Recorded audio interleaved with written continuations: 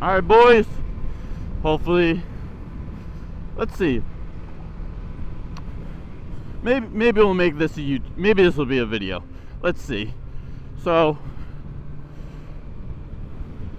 let's start with, I've been trying for fucking like 2 months now to get my microphone situated and the helmet fixed, and I think it was as dumb as having the wrong adapter. So I bought the Purple Panda mic, which everybody recommends. Great mic, whatever. So I'm like, alright, cool. Plug, I get just the USB-C adapter to go into the camera, the DJI Osmo Action 4, thinking, alright, it'll work. I just thought I needed that. I just needed that cord, that adapter. Cool, call it that.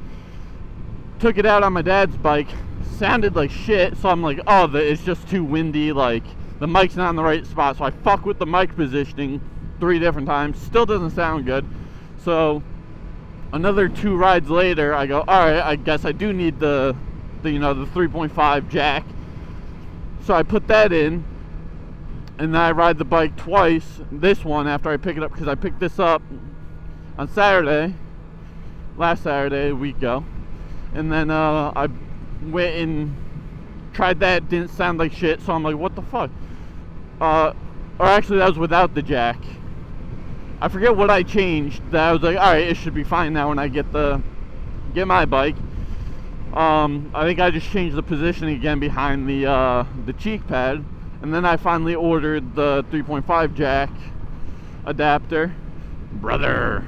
So I finally changed that out, and then I'm like, what the fuck? It's still not working. All to come back and realize that, don't fucking shoot me.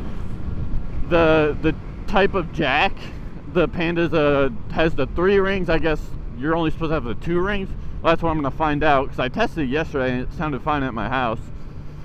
But now that we're on the bike, we'll see. So I just put that extension adapter thingy on, plugged it straight into the 3.5 instead of the USB-C. So now we're gonna find out if this is gonna be any better or not. So far so good. But so we're gonna take the road back. We're on our way to work today. We'll see how this goes. But like I said, just picked this bike up.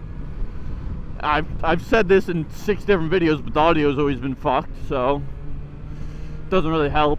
But basically, this is my first sport bike. It's a 2024 ZX6R 636, obviously. I've rode one, handful of times. My brother had one. That's kind of what gave me, for the lack of a better word, the bug. Because I've always been a cruiser boy before that. My dad had a full bagger Harley that I've been riding. Actually, the first video's on that bike, but it's not worth watching. It looks like shit, sounds like shit, because, I don't know, just didn't go well. So I finally decided to bite the bullet and go get one of my own, and here we are. So I've had it basically 6 days now. I've put 265 miles on it. So far I fucking love it. I already have an exhaust on the way, a slip-on. You guys will see that in probably two to 3 weeks. I'll do a little installation video, testing it and everything.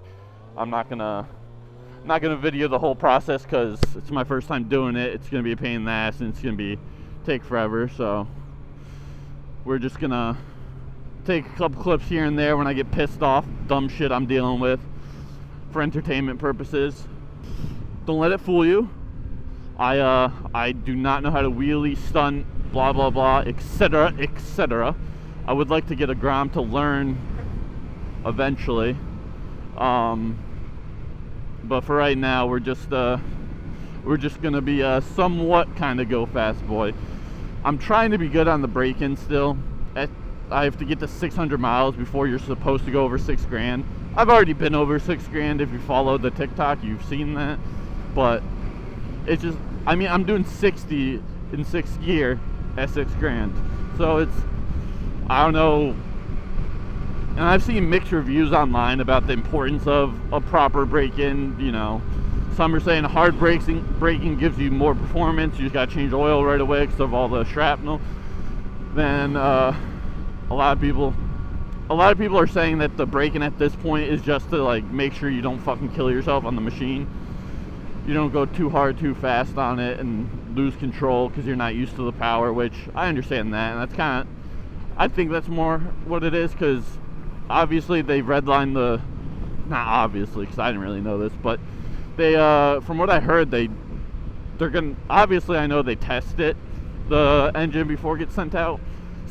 I read somewhere that they redline it and it does 70% of the break-in probably, but you know, I want it to last. But I'm gonna do proper maintenance and everything on schedule every 7K, or once a year, depending how it goes and whatnot.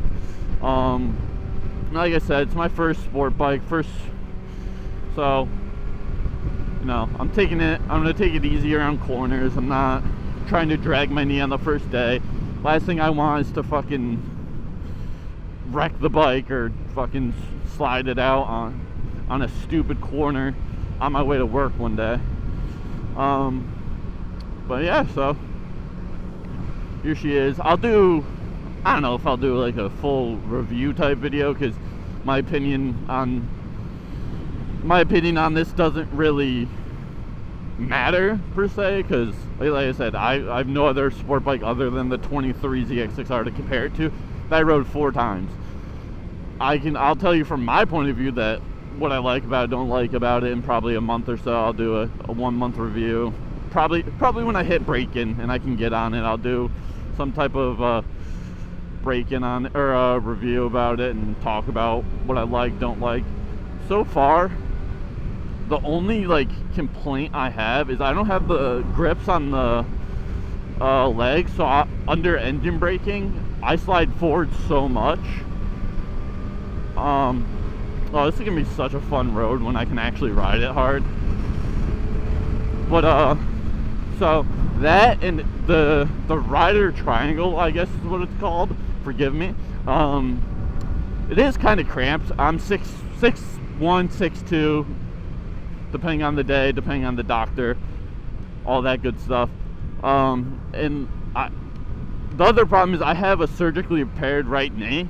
I tore my ACL playing flag football 5 years ago or something, and I never got full range of motion back, so I have a lot of scar tissue in my right knee, which prevents me from being able to bend it up comfortably far enough. So when I'm in this position, sitting up for a long time, it starts to fucking hurt.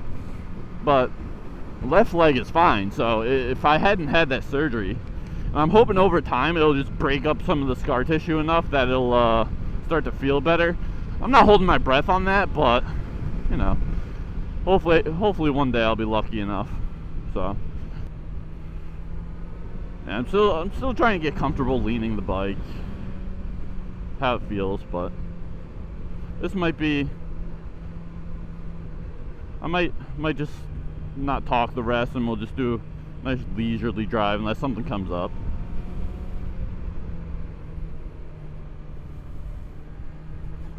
Oh.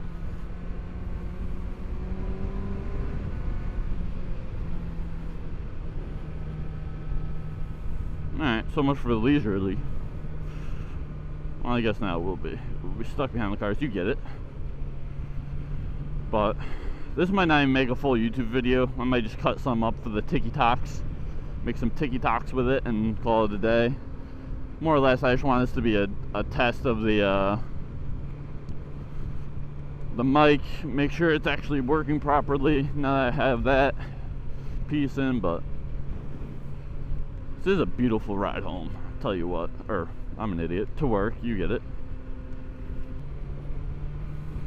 Yeah, I'm not gonna sit here and claim to be some pro race bike driver. Like I said,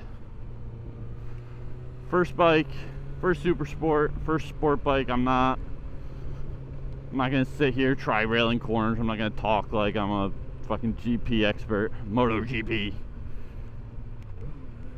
I am an average 6'2" idiot who just wanted a motorcycle that goes vroom.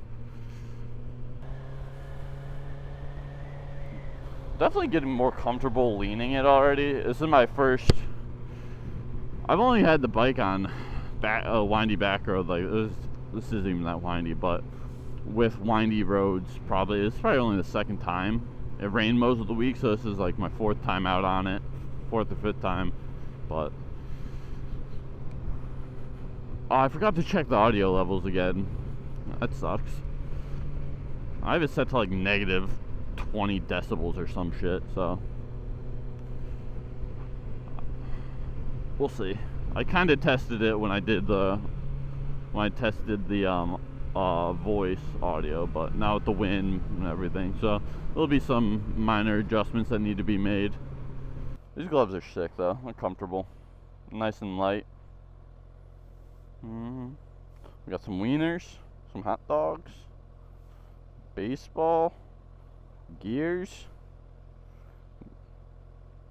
copyright logo question mark, pizza, and the Bulls.